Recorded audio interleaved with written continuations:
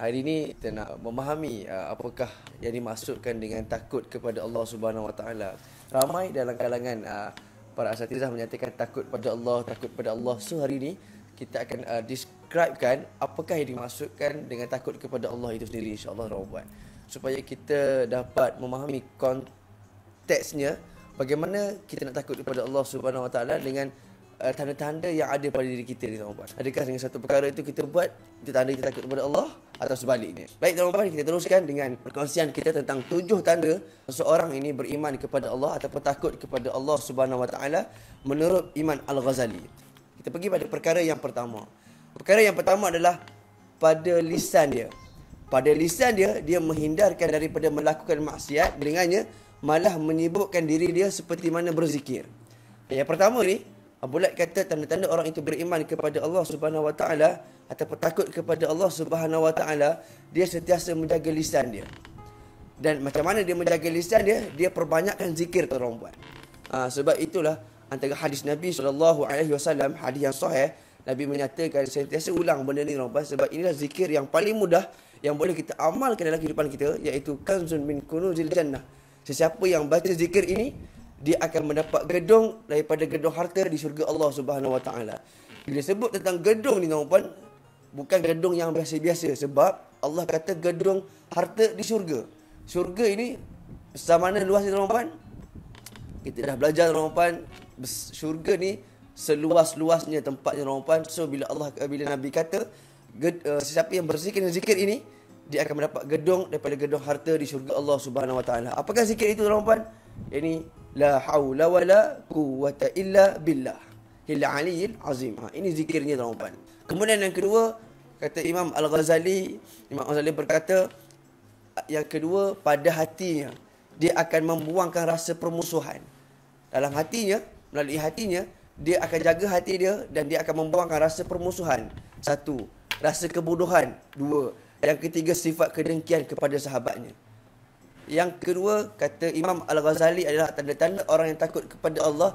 Dia jaga hati dia daripada bermusuh dengan orang lain, daripada sifat kebodohan diri sendiri. Dan yang ketiga, jaga hati dia daripada sifat dengki kepada orang sekeliling dia. Ini pesan Imam Al-Ghazali. Ini sangat-sangat penting, tuan-tuan. Dan inilah yang berlaku dalam kehidupan kita. Kita dengki dengan kejayaan orang lain. Kita rasa kita ni dah serba tahu, tuan-tuan. Tak hilangkan rasa bodoh kita, kan? Ini pesan Imam Al-Ghazali. So, bagaimana nak hilangkan rasa kebodohan, rasa dengkian, permusuhan ini? Kita kena jaga hati kita, tuan-tuan. Sebab tiada ubat untuk kita ubat penyakit hati ini, melainkan kita ada ilmu dan kita beramal dengan ilmu tersebut. Ini pesan Imam Al-Ghazali. Nak jaga hati kita, tuan-tuan, mesti ada ilmu dan kita beramal dengan ilmu itu. Yang ketiga, mereka yang takutkan kepada Allah Subhanahu Wa Taala menurut Imam Al-Ghazali, dia akan jaga pandangan dia, tuan-tuan. Maka dia tidak akan suka pandang pada perkara-perkara yang haram, pada perkara-perkara yang dilarang oleh Allah Subhanahu Wa Taala. Dan tidak pula dia memandang dunia, melainkan dia memandang dengan penuh ibrah atau dengan penuh iktibar. Maksudnya di sini adalah orang yang beriman kepada Allah, orang yang takut kepada Allah, ialah dia menjaga pandangan dia daripada melihat perkara yang haram, tapi sebaliknya dia melihat ciptaan-ciptaan Allah dengan penuh iktibar.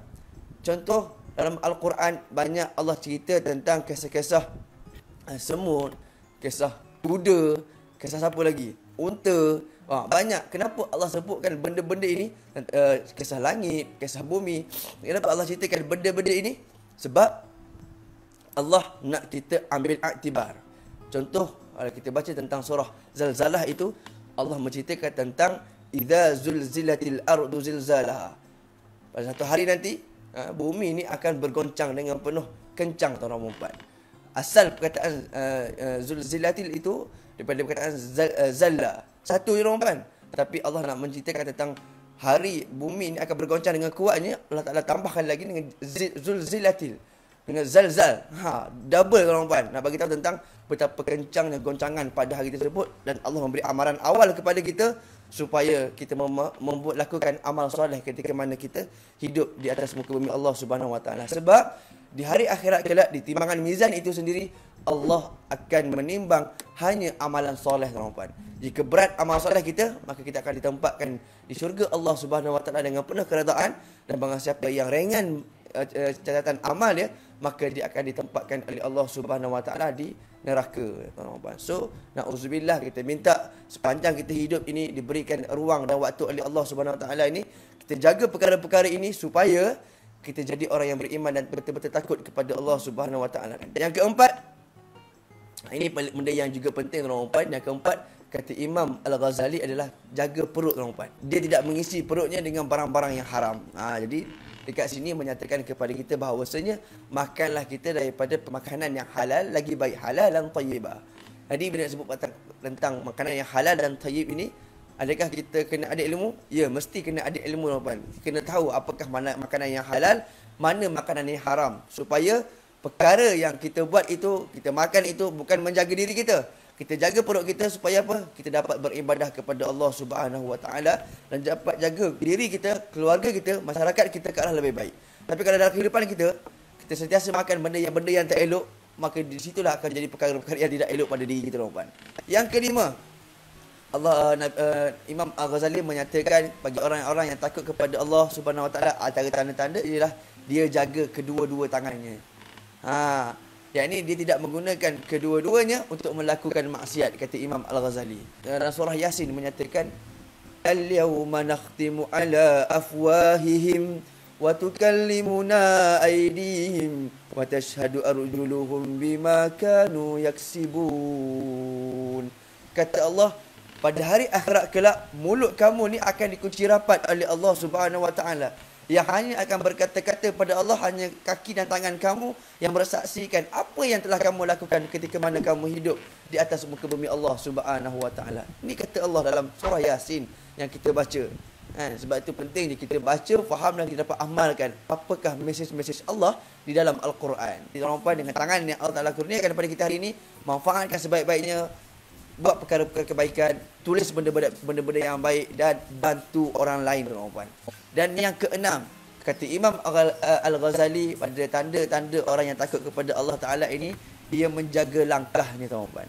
Dia menjaga langkahnya, yang ini kakinya, dia tidak menggunakan untuk melangkah ke tempat-tempat maksiat, tetapi hanya melangkah kerana Allah dan mengharapkan keredaan daripada Allah Subhanahu Wa Ta'ala. Masya Allah, tuan-tuan.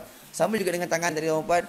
Ke mana kaki kita melangkah, dia menjadi saksi kepada Allah Subhanahu Wa Taala pada hari akhirat kelak, ke mana kaki ini bergerak, sama ada pergi ke tempat-tempat yang diredai oleh Allah ataupun tempat-tempat yang diharamkan oleh Allah Subhanahu Wa Taala. Jadi kita diberi pilihan, maka buat pilihan yang tepat supaya kita menjadi orang-orang yang beruntung pada hari akhirat kelak, tuan-tuan. Yang ketujuh, tuan-tuan, adalah yang terakhir, berkenaan dengan apakah tanda orang-orang yang beriman dan tanda orang yang takut kepada Allah Subhanahu Wa Taala menurut Imam Al-Ghazali adalah yang ketujuh, terlihat padanya ketaatannya dan dia taat untuk mencari keredaan Allah, takut pada riak dan munafik. Tuan-tuan, macam kita hari ni, kita taat dan patuhlah pada arahan pimpinan kita punya pemimpin Malaysia ini, tuan-tuan, tentang tempoh PKP kita ini, duduk dari kat rumah, tuan-tuan, bantu frontliner kita, tuan-tuan. Jangan kita menyusahkan orang lain, tuan-tuan. Jika hari ini kita menyusahkan orang lain, nescaya pada masa akan datang orang akan menyusahkan diri kita juga nanti, tuan-tuan. So benda-benda ni yang kita kena faham, tuan-tuan. Taat kepada Allah, taat kepada pemimpin disebut dalam Al-Quran. Kita dah baca sebelum ni, tuan-tuan. Bismillahirrahmanirrahim. Ati'ullah wa ati'ur rasul wa ulil amri minkum. Taatlah pada Allah, pada Rasulullah SAW, dan taat pada para pemimpin kamu selagi mereka tak bercanggah daripada syariat Allah Subhanahu Wa Taala.